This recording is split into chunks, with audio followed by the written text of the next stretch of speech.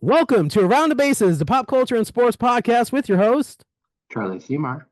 and I'm Tim Sternberg. Hit it, Nick.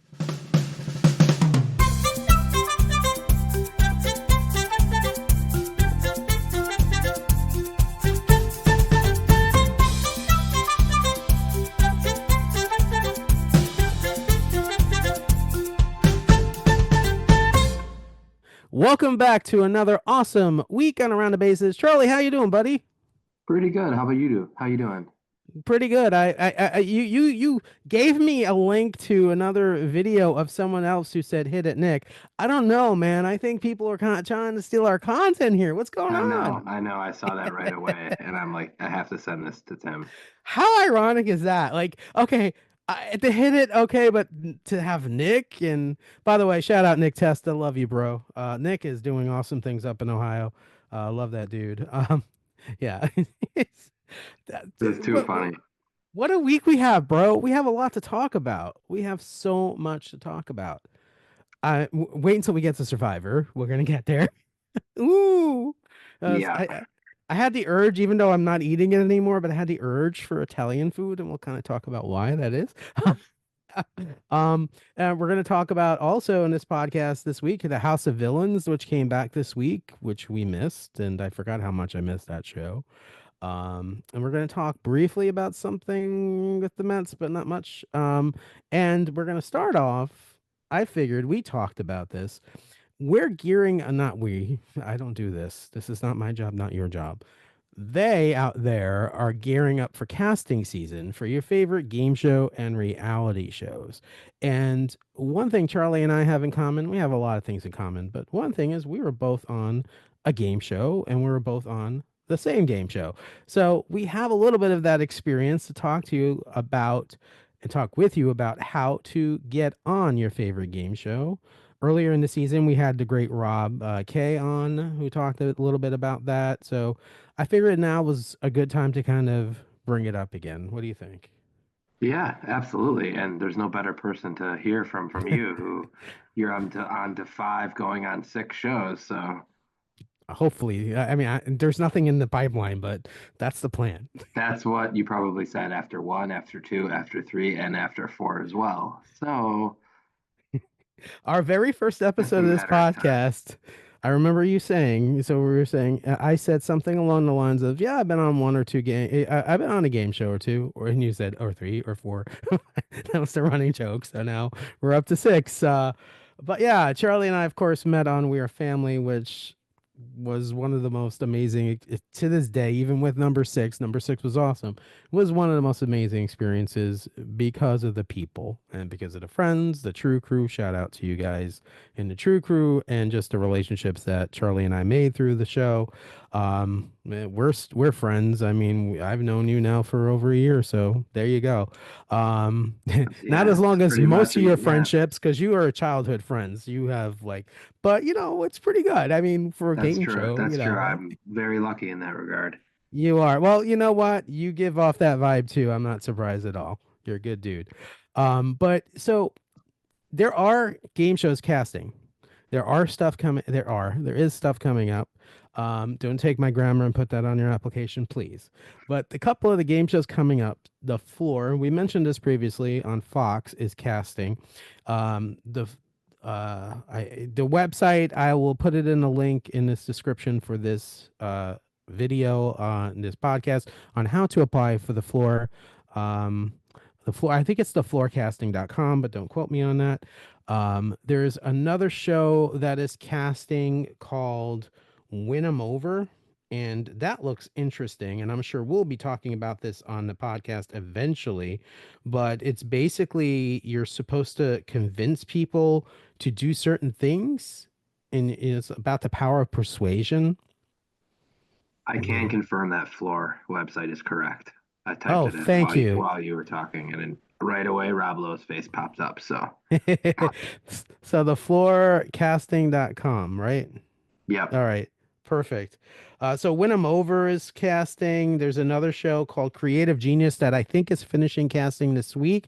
That's about coming up with these creative ideas. So there are things that are Survivor is casting currently, The Amazing Race is casting currently, and Big Brother is casting currently.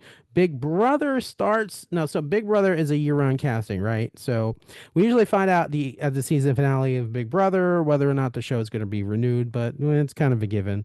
But it's always the casting's always open. What I will tell you with Big Brother is Big Brother usually starts the actual looking at the applications around the middle of January, a little after the new year. That's when Big Brother kind of starts gearing up. That's Jesse Tannenbaum is his team that casts Big Brother. He also casts Survivor, and he also casts The Amazing Race. So that Survivor is currently going through the gears right now in casting. And The Amazing Race is also currently going through the process of casting.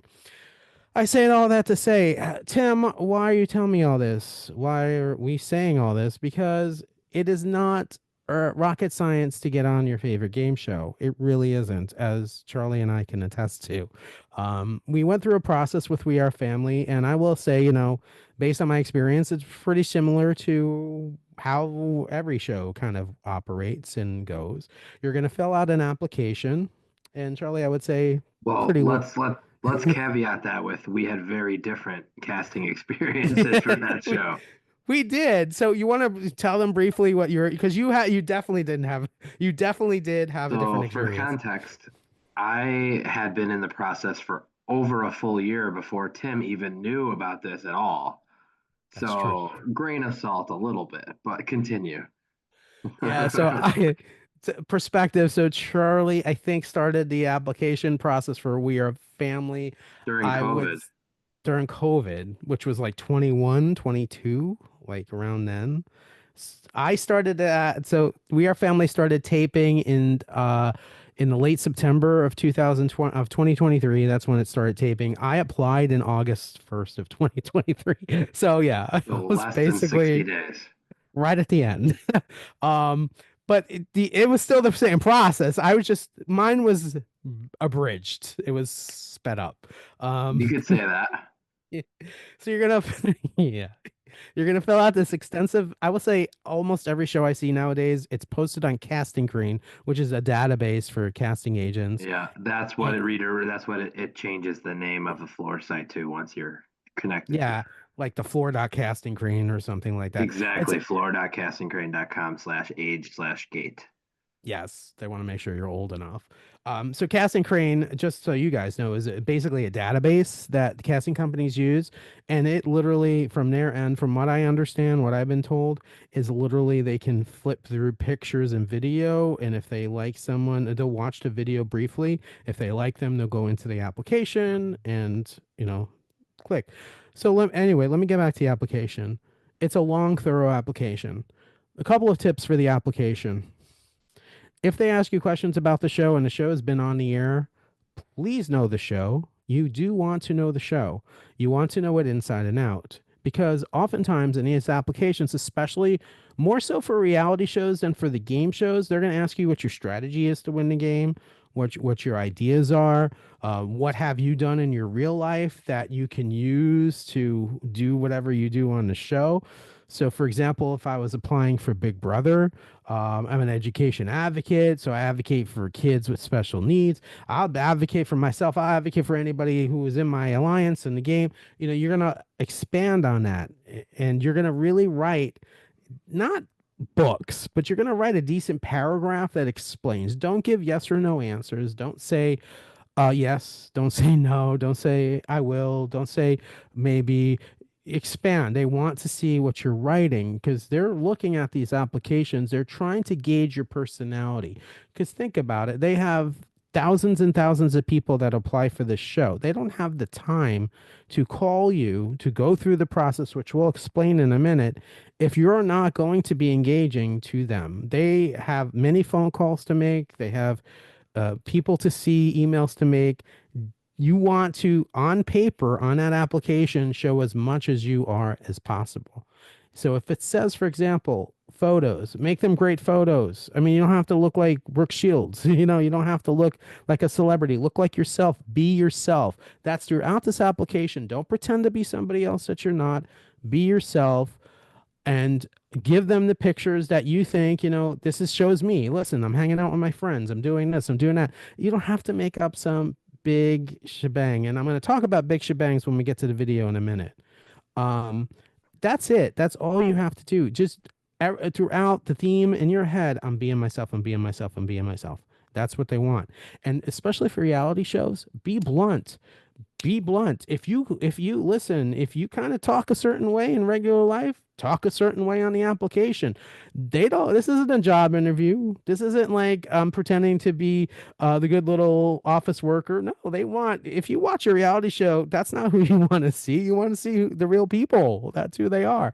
So be yourself. Be blunt. Be who you are. Don't filter your answers, especially reality shows. Game shows are a little different. Game shows are looking more for enthusiasm and excitement, but still be yourself.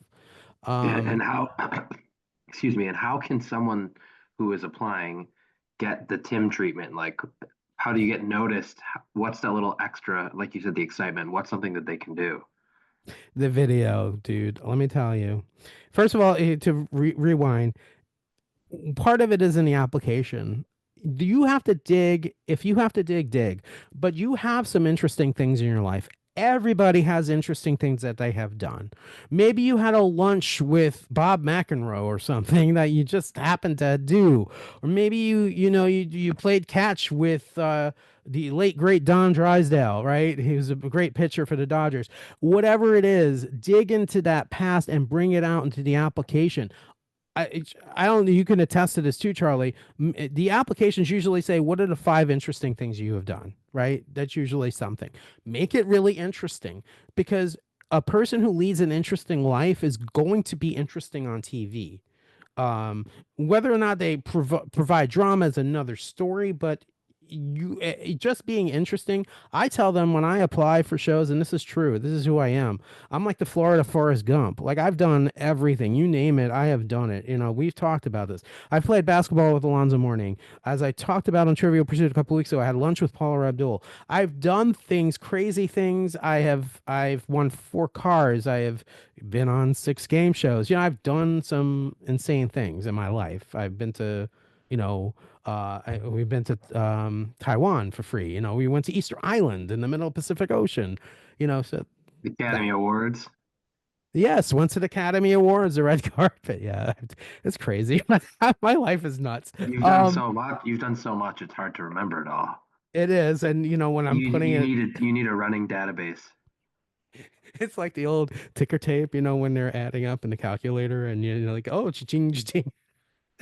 But you don't have to have a nutty, crazy life like that, right? You just have to have done interesting things. I'm going to give you an example, Charlie. I mean, Charlie is a sports statistician. That's interesting. Not a lot of people I've ever met are sports statisticians. That's an interesting gig. Like, that's awesome and that's cool. And I mean, you're a freaking encyclopedia of sports, especially baseball. So, I mean, that's interesting about you. That makes you you. You don't have to like freaking win 4 cars. You can be a sports statistician. That's amazingly interesting. You live in Chicago. That in itself is interesting. Why is it interesting? Well, it's a great city. We like to do this. I go to Cubs games. I go to Wrigley Field. I've lived in different places. I mean, you have to make your story interesting, and you're not making things up. You're just using who you are, and you're basically enhancing it.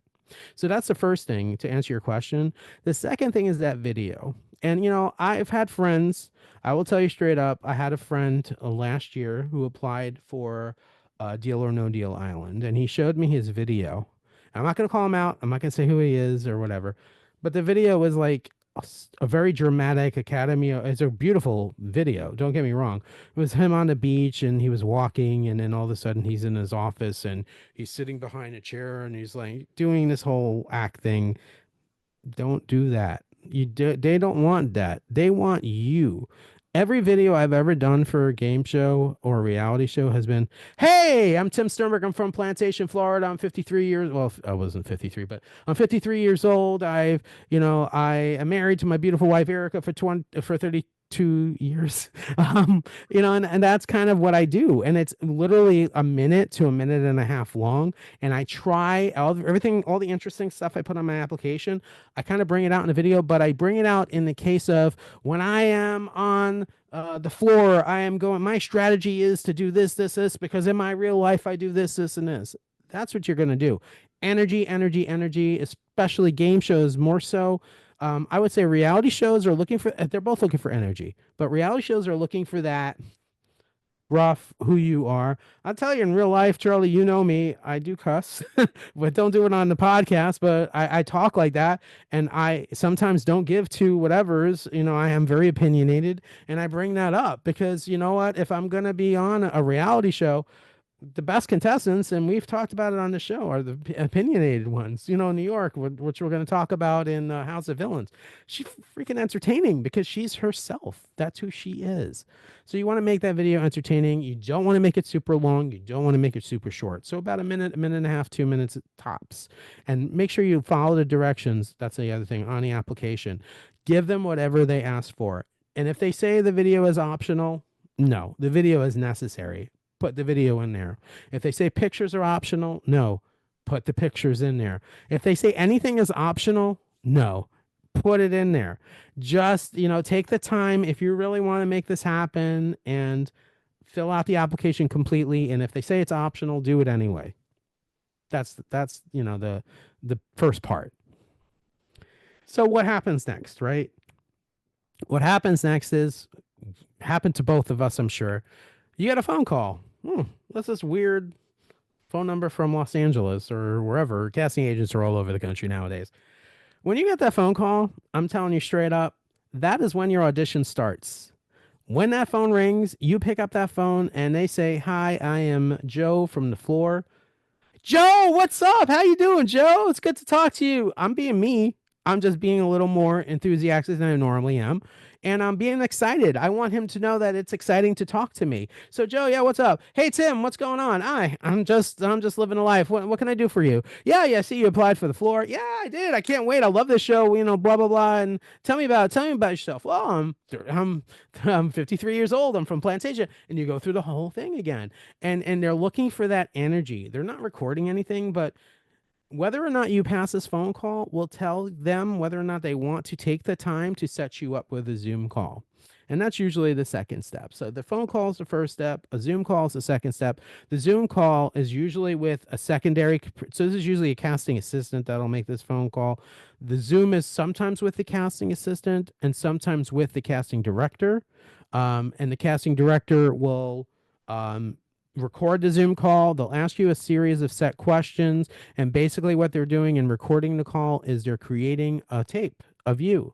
And that tape is going to be pitched. And a pitch is basically when someone says, "Hey, I love this guy. Look at him. He's awesome." And they're going to pitch you to the network. If they like you, if that casting director likes you, they're putting a video together to pitch you to the network and to the producers of the program. And that video is important. So they're going to coach you a little bit through the Zoom, say, "Hey, answer in I would do this." You have to take their answer and actually turn it around and say, "I will do this," or and you're going to add that because they're going to edit the video down. They don't want to hear themselves in the video. And if they really like you and they're pitching you, that's a good sign. And that's usually what happens next. They'll pitch you the network, and you may go through a number, and most likely we'll go through a number of Zooms, a possible quiz if it's a game show like we did. Um, Lots of them. Lots of quizzes. You're going to go through lots of Zooms. Sometimes on the Zoom, the producers of the show are going to be on the Zoom. Sometimes there was one show I auditioned for last year that I became, I won't talk about my process, but the executive producer was on the Zoom. A couple of times the executive producer was on the Zoom. That happens. When that happens, you're being highly considered.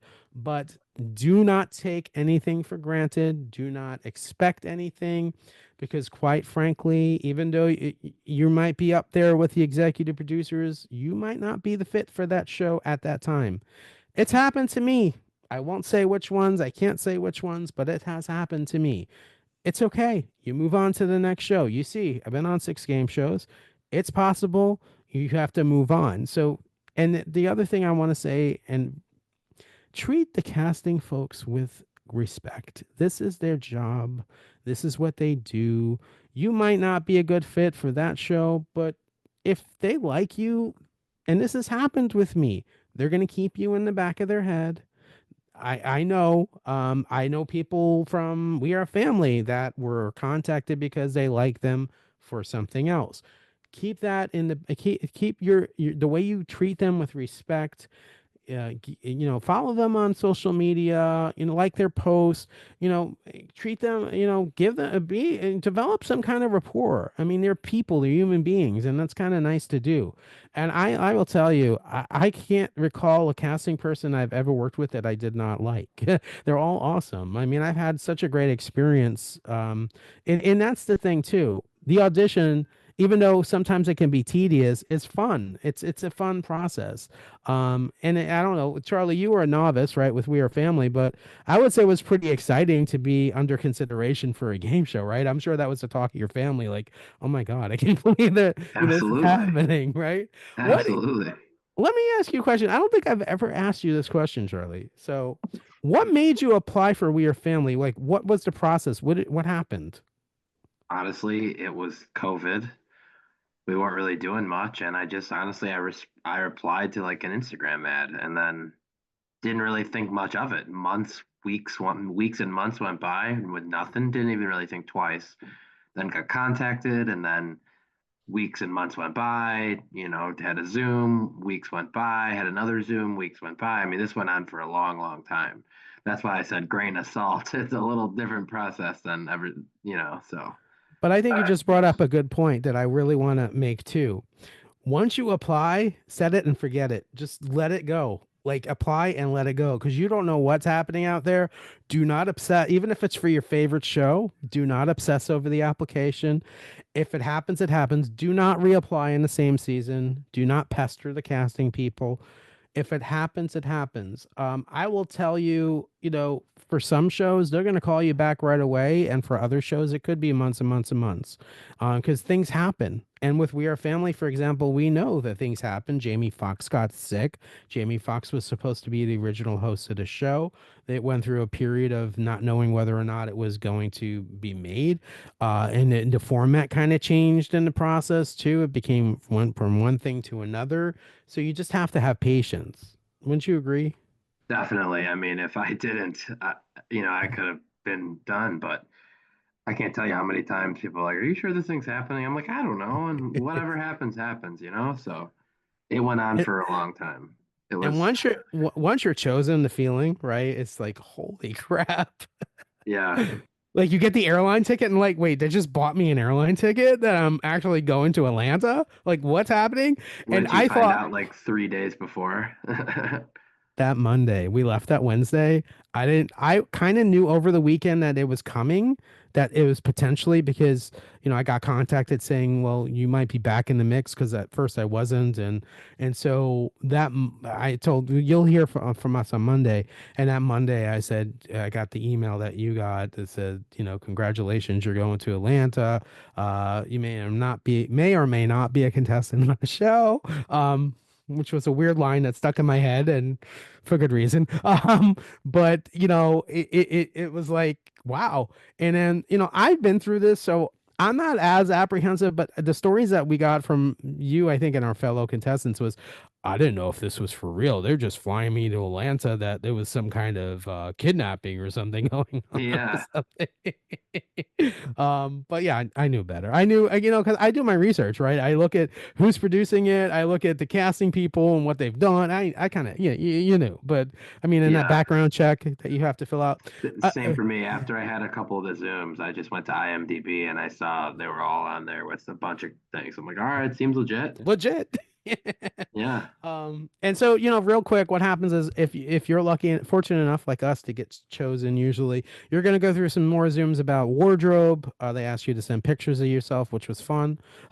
I hate putting on clothes and taking off clothes. So you have to take a series of pictures head to toe and different things. And sometimes with people like Charlie, they don't even pick what you choose anyway. They kind of give you your clothes. Not me. They They take your picked the your black mesh sweat. size and measurements, and they had stuff in our sizes waiting for us as They do. options. And not, yeah, they some people had them pick, some didn't. So And so the funny thing is the originally here's a little bit of trivia behind the scenes of the show. That purple sweater that I wore on Trivial Pursuit was actually the first outfit they picked me to wear for We Are Family, and at the last minute they changed it to the Argyle sweatshirt, but a sweater. But yeah, so there you go. You're right. They change it up. But yeah. So what happens is as Charlie mentioned, you know, you go through wardrobe fittings and you're gonna take the pictures and you're gonna do well background checks way before, but you'll get your airfare and then they fly you out and they give you instructions on what's gonna happen. Some shows pay a per diem, some shows don't. A per diem is basically like an allowance while you're there. We had I think, you know, Charlie, we had a special circumstance because I don't think they really usually make 2.5 week long game shows that are taped. So, right, exactly. yeah, we were in Atlanta for 2.5 weeks filming We Are Family. Charlie was in seven of the episodes, eight, Eight, seven, yeah, eight. Charlie was in eight of the episodes. I was in ten six of if the 10 if you episodes. count the editing. Yeah, that's right. I was in, I think there was 10 only, well, there was, I think it was one episode. Well, you saw my name, maybe. and You sweater and counted it. sweater and sweater. You counted that, I know. Absolutely counts. But yeah, so I'm trying to convince Charlie eventually we're gonna find something that Charlie likes in maybe Pop Culture Jeopardy season two. Um, Yeah, who we'll knows? watch that one of these days. Haven't started it yet. We won't talk about it, but yeah, so that's first base. I know it's a little long, but I hope that's good information for those of you out there. If you do have questions, there's a contact us attached to our podcast. Please feel free to send us an email and we both get it and we'll answer it. Or hit up Tim on social. He's got so many followers. So just Tim will take care of No, it. you can. I mean, I'm trivia chat, so yeah, if you ever want to, I'm as hopefully Charlie and other people will attest. I try to give a lot of my time and do things just because you know I like to help out and I like to kind of see the results. You know, I like to try to help people because it's cool. You know, even I'm watching Trivial Pursuit still because I know a lot of the folks and it's cool to see people still on the show and our friends, right? So we have from We Are Family coming up on The Bachelorette. We have people coming up on Deal or No Deal Island. We have people coming up on Pictionary and Person, Place, or Thing. So it's cool to see, you know, our friends And on Mr. TV. Beast games, Mr. Beast Games, Erica Coleman, and um, who else? Oh, SNL, October, and Nev on SN. Nev is a awesome SAG actress. Nev on SNL. Just we have superstars. I mean, Mike is going to be on something soon again. I feel, you know. So yeah, it's just a matter of time. So that was a pretty extensive first base. Thank you for allowing me to do that. you took a big turnaround first, but didn't want to test the throwing arm, so you went back. Went back. All right, we're gonna test the throwing arm with Thanks. Survivor. You're gonna steal second now. We got to steal second. We got to talk about. We have to talk about Survivor. Ooh, ooh. So, dude, at the beginning of the season, what did I say about Andy? What did we say about Andy? We kind of called him a dummy, right? I mean, I kind of inferred that. He will self admit though that he had a waking up and basically changed his game, and he definitely did. Dude, so, oh my God. The first thing that happens that's important in this episode, would you say, is Sam wins the reward, right? Yeah, it Sam was a big win for a lot of reasons. A lot of reasons. Basically, Sam won immunity.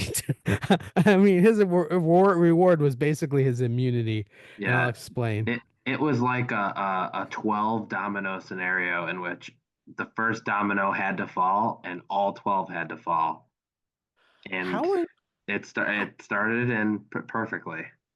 how incredible is that? Literally everything had to happen in a certain way in order for the result to be the result. It's like when you're, I'm going to get a little weird here, but when your parents get together and decide they're going to have a child, at that moment, it's that connection that creates who you are. It's that and that, right? The egg and the sperm, the whole thing. You didn't think you were going to have a sex lesson, but I'm trying to, it's an analogy. That moment is what creates you. And it's that way on this episode of Survivor. There was, if one thing, one little iota thing happened, nothing would have Yeah. happened There like were that. about 8 or 9 things that could have easily broken up all of this. Dude, were you going crazy watching this episode? Like, I was like, I was like slithering. Yeah. So there were some rumors out there that it was going to be one of the best episodes of the season.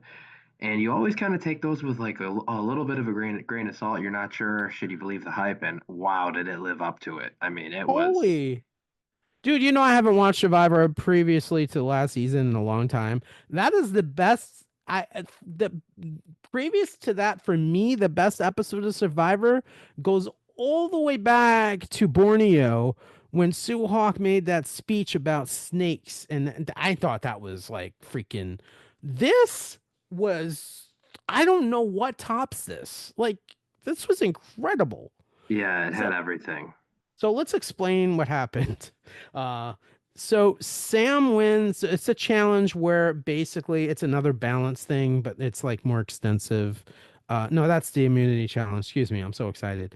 But Sam wins this challenge where they're digging under a net and they're bringing these balls and they're knocking these skeletons over into the thing. I'm sorry. I'm not really. And then they're And then they landing have them to on get a top. ball. Yeah. Right. Yeah. So Sam wins. It was close between Sam and Rachel, Andy and Rachel, right? Rachel, woof. as Imagine always. Rachel wins that wouldn't have, you know. So Sam wins. There's a lot of drama here that I'm going to have to talk about a little bit. So Sam wins the challenge and decides people are like and then Sue has her dirty fingers in her ears and because Jeff is like, oh, it's going to be Italian food and it's going to be pizza and god and what do you say, Caesar salad, crispy Caesar salad, and he went through the whole list of what Pasta. it is, pasta, and then she takes her finger out because she thinks it's all over, and he goes, and letters from home, and then everybody else. And there was a meme you share with me, hey Survivor, COVID's over, bring the families to the Fiji. um, but so this raised the stakes, because everyone gets for good reason. I mean, if I was out there for a month, I would get emotional with letters from home. Um, so Sam has a decision to make. He has to pick one person. Sam gets a lot of credit here. Let me tell you, because Andy has been nothing but an asshole to him the last several weeks, I will say. Like, ugh. uh, Sam picks Andy. Sam says, I've promised you that, my word is my word. I'm going to pick you. And Andy, will you agree with this, Charlie? Andy is like a puppy, and whoever's giving him a treat, he kind of goes in that direction, That's right? funny.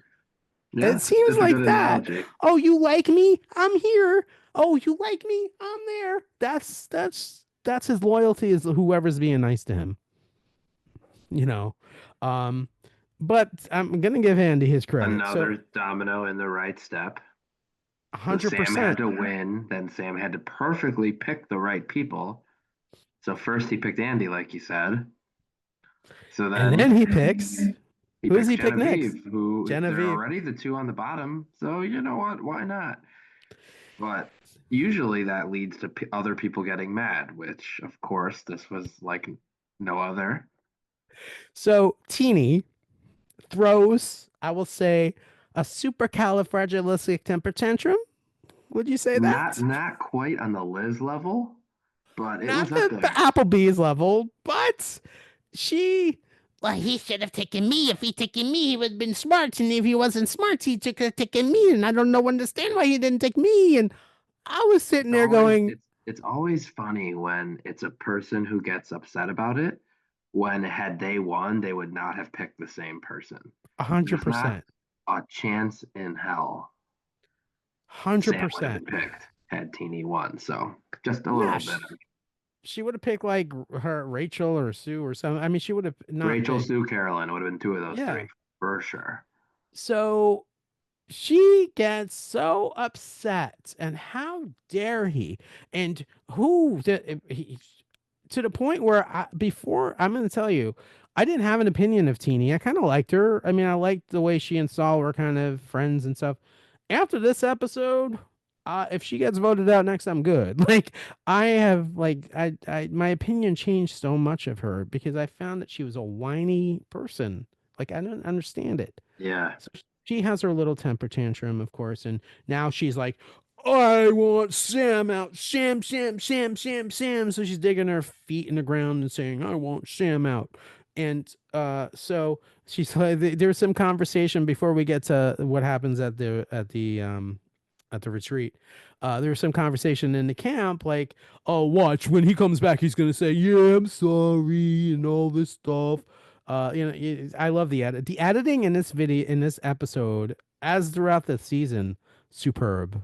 By the way, superb. So let's get to the reward, right?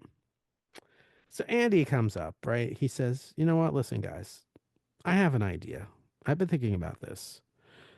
I have an idea. I think, we can kind of mesh together and we can turn this thing around because I think at this point, Andy senses that he's at the bottom of whatever women's alliance. And he knows that if Sam goes and Guinevere goes, it's quite possible he's probably next in line to go. So he in his head is hatching up this plan and he says, you know what, let's talk about this. What can we call it? Oh, we're eating Italian food, Operation Italy. They call it Operation Italy. And there's a series of edits where we see spy music is going on and step by step they're planning this, right? What would you say, right? absolutely. Operation Italy. What did you think of the view? So the three of them are like sitting and they're staring out into the ocean. It's like so dramatic. At the resort.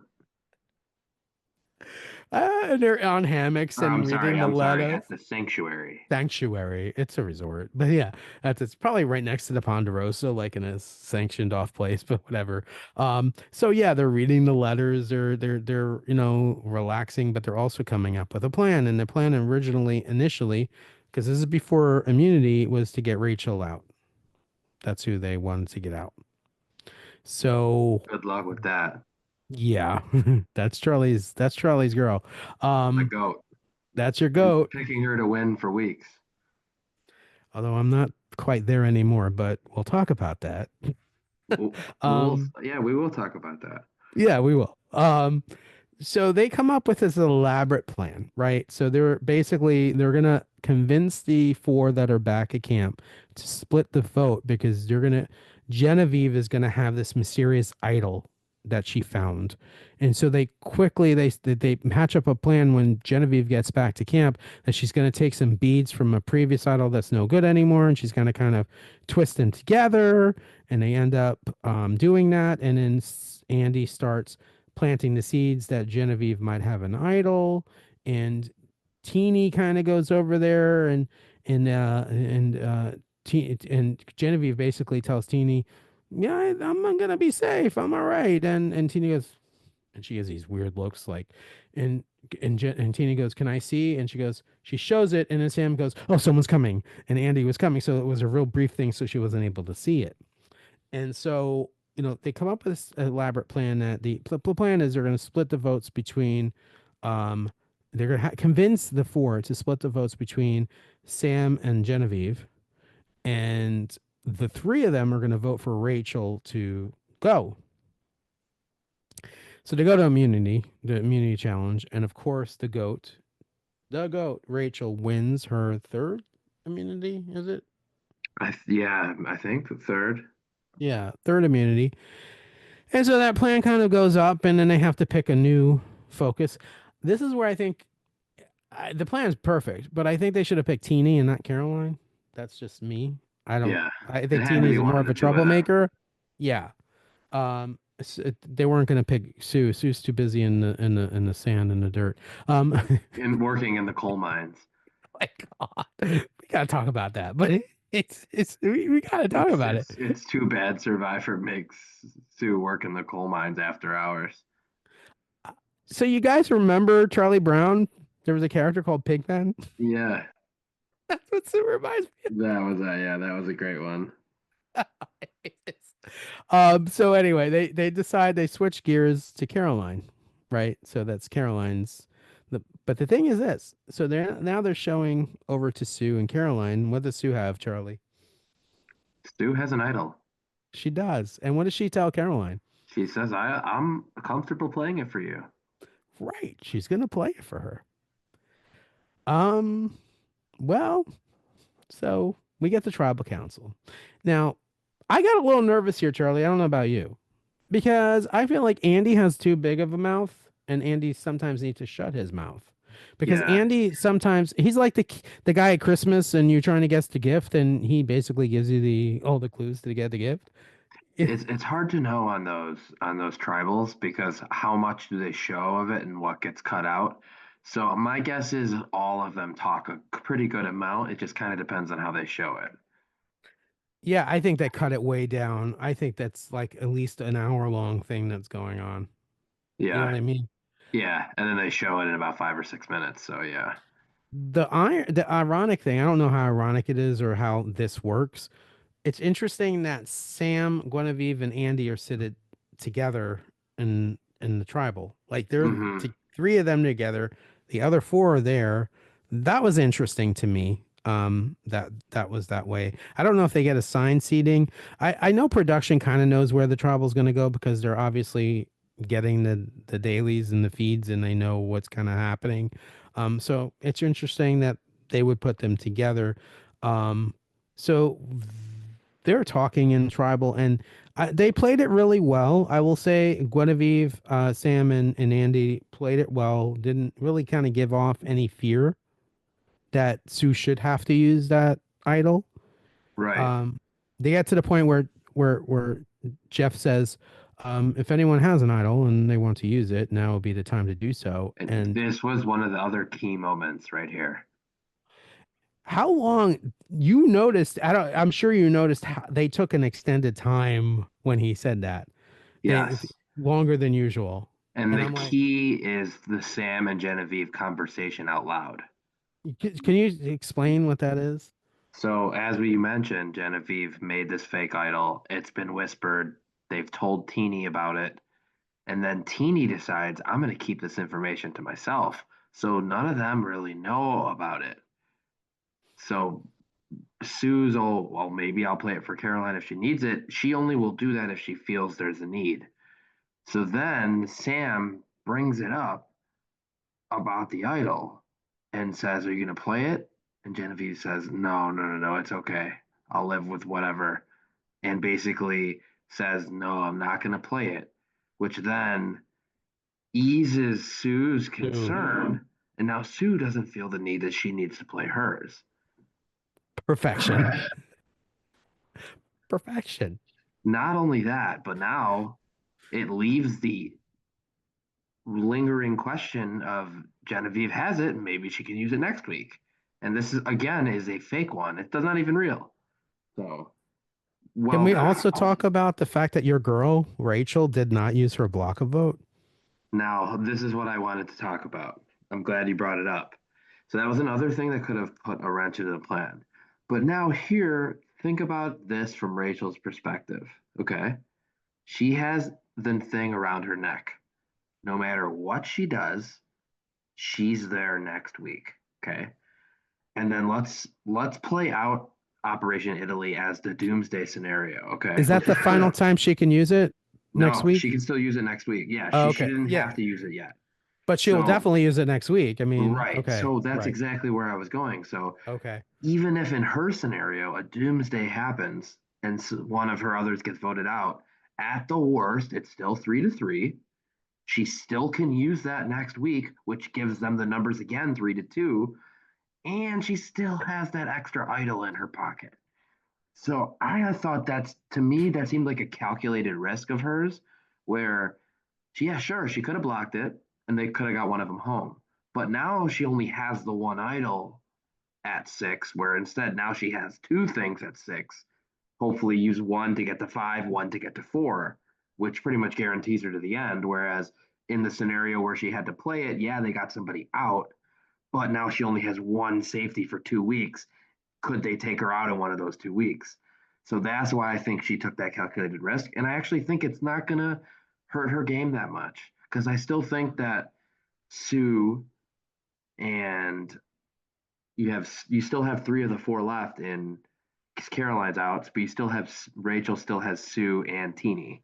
Obviously, they're not going to flip to Genevieve and Sam at this point after what just happened. So those three are pretty secure, I think. So at the minimum, at the worst, they're in a 3-3 tie, and she's got the block of vote here. So You know, I didn't even take that into consideration, and you're absolutely right. I mean, she's safe. She'll probably make it to final three, I'm thinking. You know, well, now it's Final Four basically because they do the right. fire. All you have to do is So really make it to four.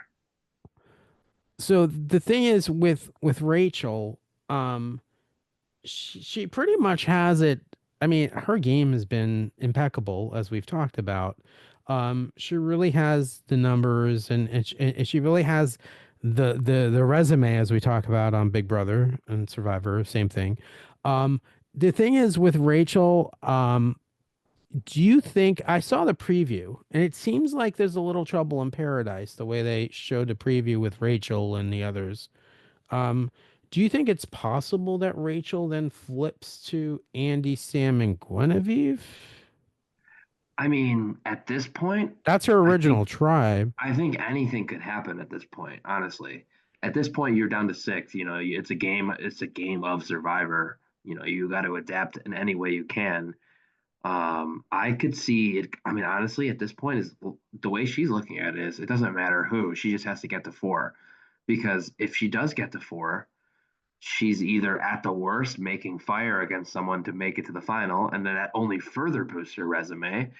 And in any scenario where she's going to have to pitch her credentials to win versus others, people can point to the this week's tribal and say, okay, look what happened. You're on the wrong side.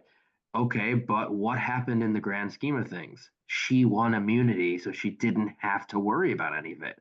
So that's going to be a rebuttal. So it's going to be hard to defeat that in talking about games when she keeps adding more notches to her resume, especially when 100% it agree. relates to the final two, you know, things she has in her pocket perfectly. I mean, how are you going to beat that game?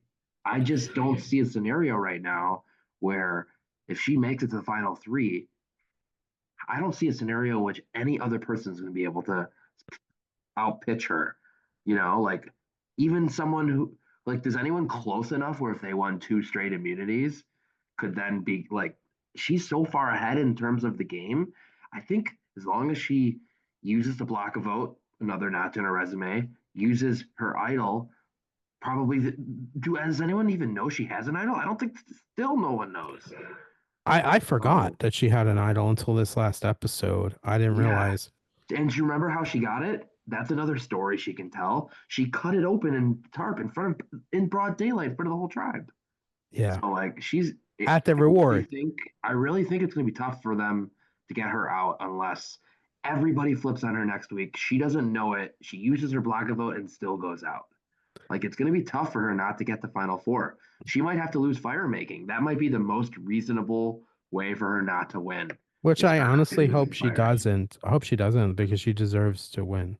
Yeah, she Um, does. I will say, you know, I agree with you. I think Rachel has definitely the most solid resume and is very clearly deserving to be the winner. I will say this week, and I was not a fan of his at all. I thought he was a doofy doof. But Andy did pad his resume this week. That Operation Italy was one of the most brilliant things I've seen in quite a while on the It show. really was. Now he's definitely made a no longer a no vote finalist, which that Yeah, changed. 100%. Well, we'll see if He anybody changed can my get view Rachel of out him. first. I'm pretty stubborn. I don't really change my view on these shows much.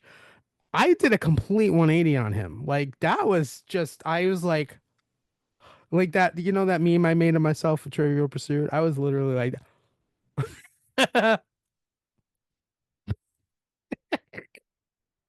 Oh man. All right. So Survivor part one of the finale is next week. That'll be an interesting. We're gonna have a lot to talk about next week. Speaking of real quick, let's go to House of Villains. Not real quick. Well, we'll talk about House of Villains. Did you miss it? Yeah. Yeah. Whoever thought that Jesse would become a hero of an episode? Like Jesse Goddard? Yeah. Mr. Spectacular? I can't even do that. You know, he's so ridiculous. I remember him in Big Brother 8 and just, I remember watching Big Brother 8 and I'm like, who is this? Like, what is going on? He was like that in Big Brother. Um, Yeah. Well, before you jump into Jesse, we should talk yeah. about how the episode started with the cliffhanger. Oh, yeah. Oh, my God. Dude, I, we had a feeling, didn't we? Yeah, we did. Explain what happened. So basically, after they eliminated Victoria, Joel said, "Wait, before you guys leave, everybody line up in order from most to least villainous." And all we kept pointing out how Wes was saving people that He were into like took Safari, Safari. especially. Yeah. And what happens? This It did episode matter. opens. It did matter. You didn't want to be on the ends. It turns out the least villainous was an immediate block. So it was bye bye Mother Teresa, Teresa is gone. which her parting words were interesting. What were they? She basically said, "Well, if I'm the least villainous, that's okay. I didn't stab in the back, blah, blah, blah." Well, you're playing a game called House of Villains. So I thought that was an So interesting choice, but that's okay. I had a thought run through my head when Joel was like, "You're the least villainous." I'm like, wait, does that make her eligible for the goat? Can you Probably not. imagine next season of the goat they do like the similar thing and they go, whoever is the least nicest is gonna go bye. Oh man. So yeah, that was a nice eliminations in beginning episodes, except in the anonymous, which I don't like that whole cliffhanger thing they did. It's kind of cool. I like that, especially in an in a season of House of Villains where we don't get eliminations every episode, which is a little frustrating, right? Right. So that was a part two because we had an elimination in the one before. Yeah. So So, this episode, they're throwing f bombs, um, and the object of the game was to get rid of any Fs you had, or something like that. Joel yeah, said it funny here. So they're launching, catapulting these bowling ball looking bombs over like this area, and they land and they have special effects and they blow up. And especially uh, when Joel throws the first one and it catches them all by surprise. New York is like, it's New York is so funny. Oh my God. She cracks me up. She's so dramatic. So they're playing the game and throughout the first part of the game, Wes and Jesse are pretty much back and forth, right? Right. Right? Yeah. Their numbers are pretty close and so they get to the point, so there's a second part of this where they get to now put FU bombs on their rack. So the object is they're putting in FU bombs to block, as blockers, and they have to throw them. And so everybody's putting them on Wes Bergman's spot and basically loading him up. And Jesse got a couple, and then Jesse himself split it up pretty evenly. And And so then they can Safari laid a bunch on Wes. he did, which Wes was like, "Hey, I thought we were buds." So then they proceed. So then they go into the second half, and basically Jesse, of course, wins the competition and becomes the supervillain of the week. Which then sets off and set a series of interesting conversations that happen. I'll say. And I was yelling at my TV, Charlie. I don't know about you, but his first plan was to put himself up against Wes, and he was telling New York this, and I'm thinking to myself, what are you doing? Yeah, that And was weird. New York ends up going and telling, no, they end up in a three-way conversation, and New York goes to Jesse, you want to tell him? And Jesse's like coy. He's like, tell him what? And you know what you want to tell him. And she's like, tell him what? And Wes is like, wait, am I being screwed over here? What's happening?" And New York is like, "Yes." And so it ends up coming out that, Jesse wanted to was targeting Wes. So Wes goes through this whole series of events with his fake idol, fake whatever he made up last week. Um, and he's basically, well, to make a long story short, Wes tells everybody that, oh, I got the immunity from what I forgot the dude's name who came over in the first couple of weeks. Bobby. Bobby. He says Bobby gave me the immunity in the kitchen, and so Safari. God, I love this guy. Safari literally calls Bobby on FaceTime and says, and which is to me crazy that they have their phones available on the show. It's a little weird. But when he calls Bobby and he's like, Bobby, Wes is saying that you gave him an idol or immunity, and Bobby goes, hell no, he's a That ain't liar. true. That's Yeah. not true. What's going on? And so Safari then tells Jesse this, and Jesse's like, I knew he was lying, and blah blah blah. And so I don't know, dude. How does this man do this? They get to the end of the episode, and Jesse has to decide who is going to be in Put up in the chair. the chair, right? And who's going to go up there?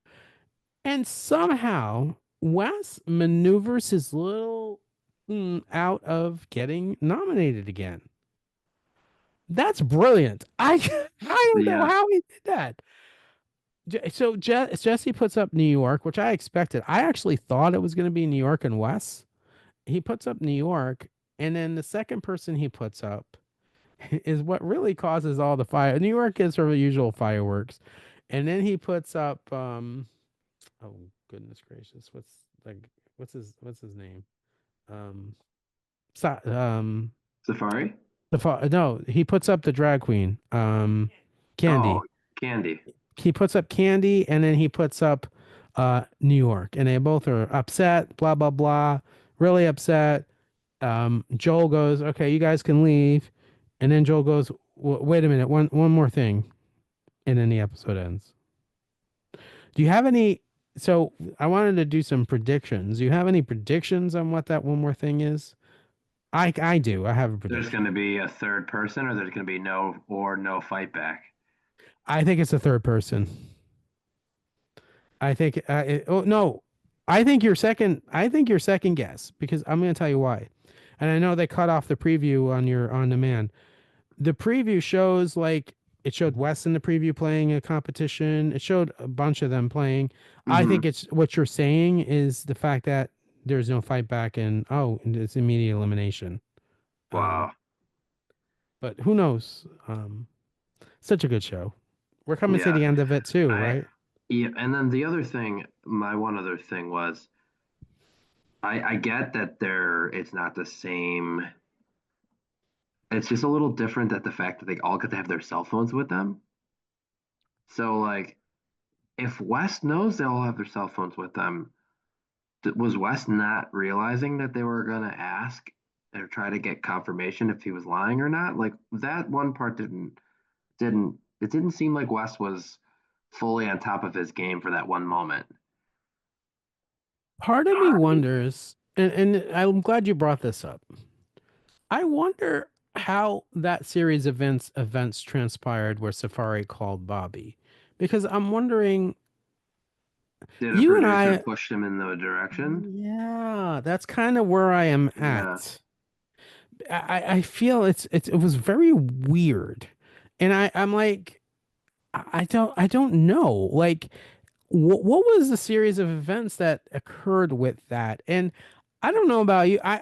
We've talked about this at the beginning of the podcast. I've been on a couple, of shows, and I mean I've never been on a reality show, but I've auditioned for them, and I will say every reality show and game show that I've ever heard of takes your phone away for the entire Right, time that's you're what I on the was show. thinking. I But mean, we are I get that they're family. living in the house and whatever, but Big Brother, they take it away. Survivor, Big Brother, Amazing Race, none of them have their phones. Like, Yeah. uh, That's why I brought it even up. the challenge doesn't, they don't have their phones on the challenge. Um, and I just it was odd to me that he was calling. When I saw that, my first thought was, wait, how? I mean, don't get me wrong, I love the little twist, but how? Um, so yeah, who knows? Maybe somebody in the reality TV world will ask that question to one of these contestants, and maybe or maybe not, or maybe they can't say why. Well, we might never know, but as we round home plate, I just want to say real quick, there's rumors right now about just breaking news on Around the Bases. Well, hold on, hold on, hold on, hold on. Let's not say breaking news. Let's say breaking rumors, breaking Okay. conspiracy theories. Why don't you tell our audience what the breaking conspiracy theory rumor has no origin in fact necessarily?